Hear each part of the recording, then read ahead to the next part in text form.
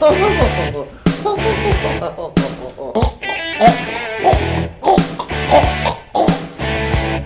me take my penis for you.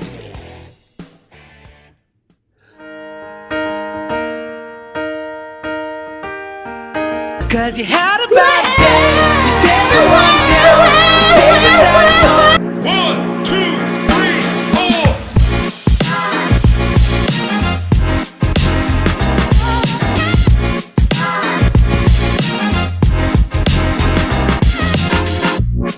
I am back, fuckers. After 2 weeks of not making any episodes, my apologies. If you couldn't tell, I have a temporary setup here. I'm actually in the middle of moving houses. And last week, I went out to Seattle to watch my favorite team, the Giants. Now, I can't say that they won the game, although it was the even score until the fourth quarter, 13-13. After which the Giants made a fumble on special teams. Anyway, the city was a blast. The stadium had just the right amount of hostility. The Seattle fans, whenever Seattle would make a play, turn around, try to high-five me ironically, and I'd flip them the bird. But yeah, it was cool. It was great. There's two things that I would say that I learned about the city that nobody could ever prepare me for. And both of these things, everybody said. In the whole lead up of my trip, as I told people that I'm going to Seattle, everybody said the same two things. Number one, the homeless situation is out of control. And let me tell you, the Space Needle is not the only needle in Seattle. Every corner you turn, it's some dude hovering, shooting up, chasing the magic dragon, and nobody bothers them. They just got their own little nooks and crannies in there. Anyway, it was wilder than I could imagine. Secondly, that stadium was loud as fuck.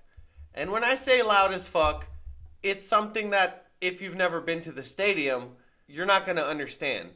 Because just like everybody told me, wow, that stadium's crazy. Yeah, it's loud. Yeah, it's loud. Just like how I'm telling you now. But no. On the crucial third downs, there was this 1 3rd and 5 where everybody was on their toes, screaming against the Giants. And I kid you not, I felt that my brain was vibrating inside of my head. I felt like my jaws were vibrating together onto each other. And I'm not making an exaggeration. I turned to the homie and I said, and he said,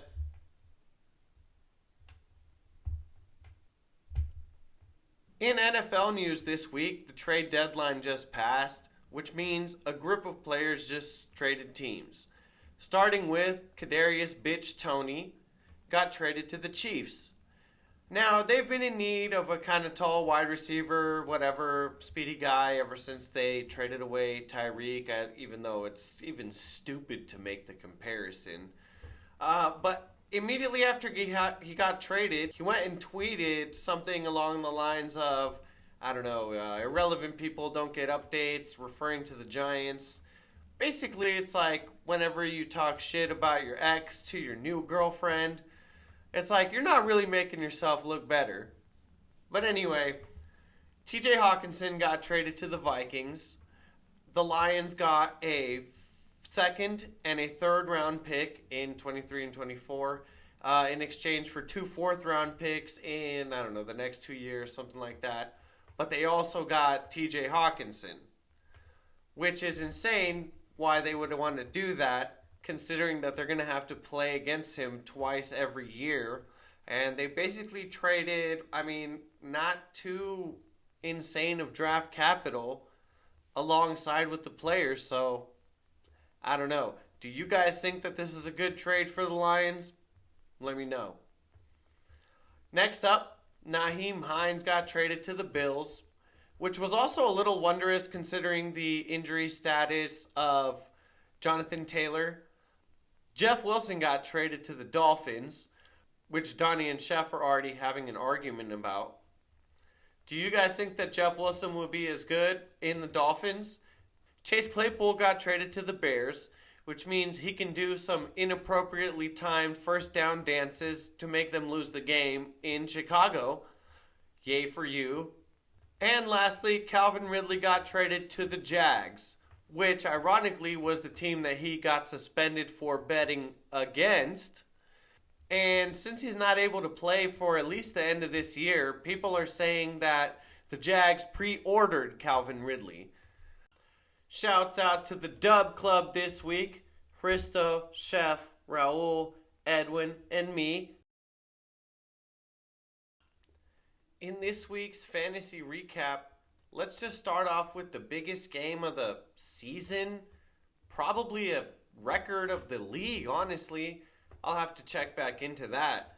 But Christo defeating Eric with 174.9. Now, Eric scored a very respectable 136, but Christo just had all the right NFC East players. Now, he's a hardcore Eagles fan, and I know this because we have a little rivalry going on, me as a Giants fan. So I know that it must have been a little bit of internal conflict to see Dak Prescott and Tony Pollard go for a combined almost 80 points. God damn. And then A.J. Brown, 33. Philadelphia Eagles defense, 21. And then Jalen Waddle, 22. And then just put a little sprinkles on top. Mike Evans scored 12. So 174.9, Christo, goddamn, congratulations. I got to tip my hats off to you. Might be a league record. That's definitely the season record. In the next matchup, Chef defeated Vaughn with 111-93. I feel sad for Vaughn because he was in a situation where he had to start Daniel Jones. I'm a Giants fan. I was at the game. I expected him to at least rush for more yards, so I'd like to make an apology for Daniel Jones on that one. I mean, Nick Chubb didn't do bad, 26. But it looks like Tyler Algier 14, Justin Jefferson 9. Everybody else did mediocre, but it looks like Chef just had the right combination. Jimmy Garoppolo, 21 points. That's about average. Melvin Gordon, 11. Aaron Jones went off, 17 points. But other than that, Amari Cooper, 15. That's respectable. Younghoe Koo, 13 points as a kicker. That's pretty good. And the Dallas Fag Boys with 16 points on defense. So that made a winning combination for Chef over Vaughn. Next up was the matchup that all of us were watching on Monday night because we all saw that Raul had a good lead on Donnie. And then, as Donnie's Cincinnati Bengals went down in flames to their in-state rivals, the Cleveland Browns, his cheeks were also clapped by Raul in fantasy football, making it a double loss day for Donnie. He probably lost on his parlays for that week as well. I guess it was just time for him to eat a dick. Next up, Edwin defeated Greg 104-89 with, not too exciting of a matchup. Looks like Donta Foreman was the most exciting performer with 33.8 points in the flex position for Edwin. Congratulations to Edwin. I think both of these players still have a chance to make it into the playoffs if they can just string together a few wins. And in the last matchup of the week, I, by definition, clapped Henson's cheeks since it was more than 30 points. But 121-81 final score. Derrick Henry beast moding it with 38 points on his own. All right, next up. All right, since I haven't done an episode in a couple weeks, I don't have the comparative little green and red arrows, but I'm just going to read them off from top to bottom. Even though Donnie lost in his first matchup, he's still on top considering everything. Raul is up in second place. Good job. I know he worked his way up. Cody is up in third. I know he's finally going to stop complaining. Eric is right up behind him in fourth.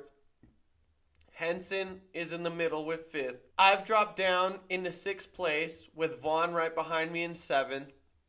Christo, Edwin, and Greg make up the bottom 3rd. One interesting little nugget I thought I could share with you guys now that we're halfway through the season is the difficulty of schedule points.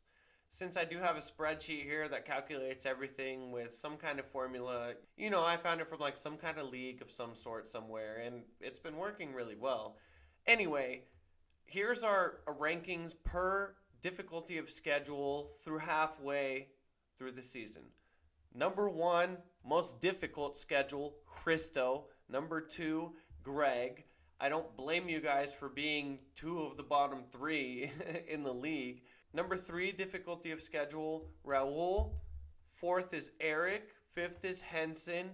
6th is Edwin. Number 7 is Vaughn. Number 8 is Cody. Me. And then the easiest schedule through halfway of the season is, believe it or not, Donnie.